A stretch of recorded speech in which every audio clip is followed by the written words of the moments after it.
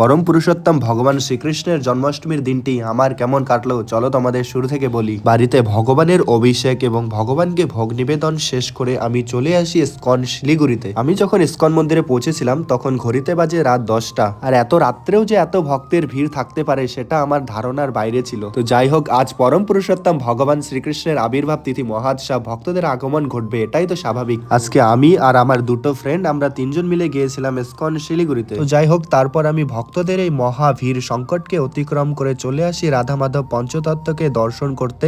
তো চলুন এবার আমি আপনাদেরকেও দর্শন করাই পরম পুরুষোত্তম ভগবান শ্রীকৃষ্ণকে। गोविंद माधव जय जय ओ प्राण प्रिय अब मैं तेरा तेरा नाम पुकारा हुआ उजियारा।